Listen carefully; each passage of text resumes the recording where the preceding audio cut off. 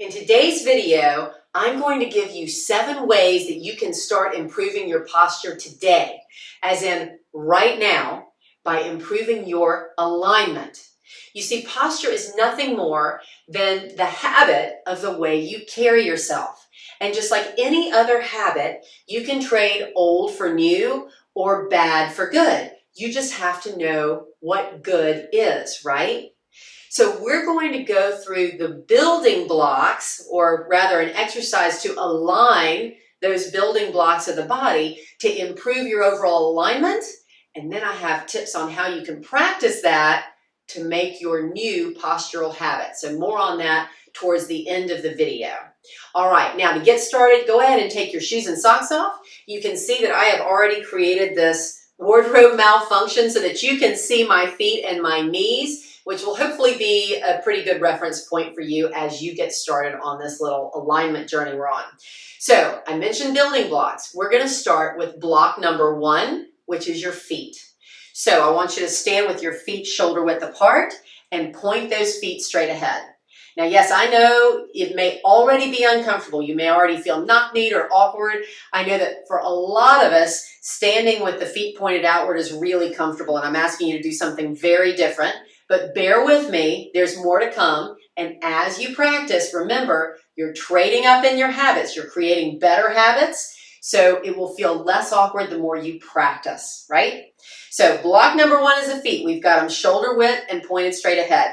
The next piece with the feet is to figure out where your weight is over your feet. So grab your pelvis with your hands and you can kind of rock it forward and backward. Now, it's very common to carry our weight over the balls of our feet because most of us wear shoes all day long that have at least a small heel on them. Even the guys, right? Even athletic shoes have a little heel on them. So we get in the habit of carrying our weight over the balls of our feet. But what we want to do is get the weight back over the arches. Now, likewise, if you find that you're more comfortable on your heels, let's push the pelvis forward and get the weight over the arches. So now you've got your feet shoulder width and pointed straight ahead, and your pelvis is centered over the arches. So this is block 1, already settled with the feet and the weight over the arches, right?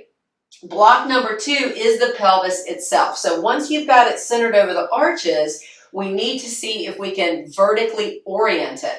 Now, what I mean by that is, it's very common to go around with a anteriorly tilted pelvis or a forward tilt of the pelvis. And if you find that you've got that, now I'm exaggerating this for you, so I am sure your tilt isn't quite this big, but if you've got that, let's see if we can bring the tailbone downward. So essentially your goal here is to get these bony prominences in the front of your hips, these are your pelvic bones, to align directly over your pubic bone, which is that lowest bone down in the pelvis, and not have the pubic bone behind the pelvic bones. But likewise, we don't want the pubic bone in front of the pelvic bones. So wherever you find yourself, as I'm going through this little exercise, see if you can improve it. Doesn't need to be perfect, just needs to be better than it was a moment ago, right? So that's block number 2, the pelvis. So now we've got block number 2, the pelvis, aligned over block number 1, the feet. And the next thing I want you to do before we move on up is to rotate the thigh bones away from the midline, but keep all 10 toes on the floor. And depending on where your kneecaps are pointed, you may need to rotate a little more. So in other words, if when you were standing there relaxed, if your knees felt like they were tilting inward toward each other, you may have to rotate your thigh bones a little more. Or if you didn't feel that at all, if your kneecaps were pointed straight ahead while you were relaxed, you might not have to rotate them at all. So this is where the mirror really comes in handy. And remember, you're just spinning the thigh bones in the sockets here. When you do that, you should feel your arches of your feet activate a little bit and maybe even your lateral buttocks turn on. Now, this is a really important little step here because turning on those muscles is essentially turning on your support system for your trunk. So a lot of us feel or think or have been taught that our back muscles and our abdominal muscles are supposed to hold our trunk up. The reality is the arches of the feet and the buttock muscles are supposed to hold up the weight of the trunk. So we just turned all of that on, and now you've got block number 1 and block number 2 dialed in. Now, before I go to the next block, I just want to remind you, if you like this, if you find this content helpful, please go ahead and click like, subscribe to the channel if you haven't done that already, and please do share this with friends and family, especially those who you feel like would really benefit from the information. I really appreciate your helping me get this information out to those who want and need it. All right, so we're moving on up. We're going up to block number 3, which is the rib cage. Now, if you found that you carried your pelvis tilted forward, you likely also carry your ribs thrusted up. So you've got this big long space between your ribs and your pelvis. So we've already dealt with the pelvis. The pelvis is better, right? It's more vertical now. So the next thing to do is to bring that rib cage into a more vertical alignment as well. So you may find that you have to really pull those front ribs down. You can almost imagine there's a wheel right here through the rib cage and you have to dial it back down. If you feel that you have to pull your ribs up, if you feel like you're more sunken in, then you might have to pull the ribs up. But you want it vertically aligned, the rib cage, over that vertically aligned pelvis, right? Now, this is where people say to me, but now I feel like I'm slouching. I feel like I'm rounding my shoulders and I'm slouching. So chances are you're not, because for everybody that has said that to me, I've probably only seen real rounded shoulders once. Okay, so chances are you're not, but you feel that way because if your habit has been to really thrust the chest, then you felt those shoulders really slammed back, right? And when I ask you to bring the ribs down, then suddenly you feel like the shoulders are able to go forward relative to where they were. So what we're going to do is say, don't worry about the shoulders right now. We're going to come back to that. The thing I want you to worry about is that vertically oriented rib cage and pelvis. All right, now let's deal with the shoulders. All you need to do here is roll the arms outward in the sockets. Okay, so I'm going to turn toward you so you can see what that looks like. So vertically oriented pelvis, vertically oriented ribs. I'm rolling my upper arms outward. I kind of look like one of those anatomy book pictures, right? With my hands, my palms pointed forward. But what you should feel as you roll those upper arms outward, so not just the wrist, the whole upper arm, turn your bicep outward. That allows the shoulder blades to go flatter on your rear ribs and your collarbones to widen.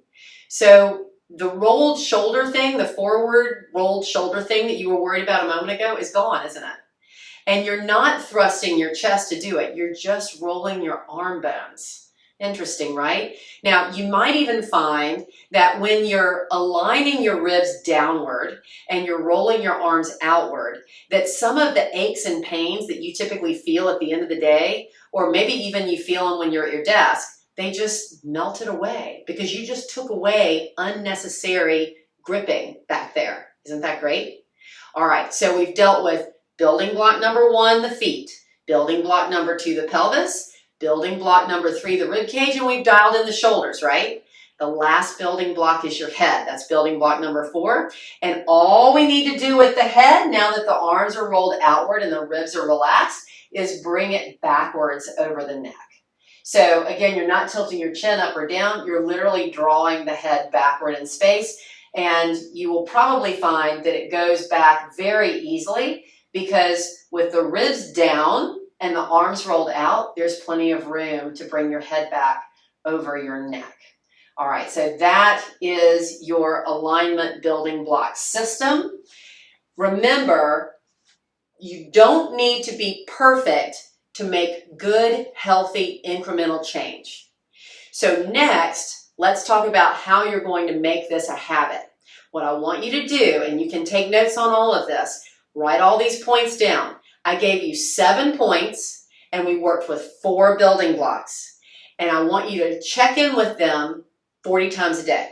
That's what I tell all my clients. And to a person, usually within 1 week, they come back giving me stories of how they noticed when they were standing in line at the grocery store or when they were talking on the phone, they realized they were naturally going into this better alignment because they're practicing it. Now you're thinking, oh, 40 times a day, Amanda, I don't have that kind of time. Check this out. All right, block number 1 are the feet, right? Point them straight ahead, shoulder width. Make sure my weight is over my arches. Make sure my pelvis is vertically oriented. Roll the thigh bones to the degree I need it. Bring the ribs back down and let them relax. Roll the arm bones outward, slide the head back. Check, check, and check. That took less than 5 seconds for sure. And then I shake it out and I continue on with the rest of my day. If you do that 40 times a day or close to it, then within a week, I think you're going to start feeling big improvements in posture, which means a lot of those nagging, niggly little pains that have been bothering you are going to start to melt away. All right, that's all I've got for you today. I hope that was helpful. Until next time, keep moving and be well.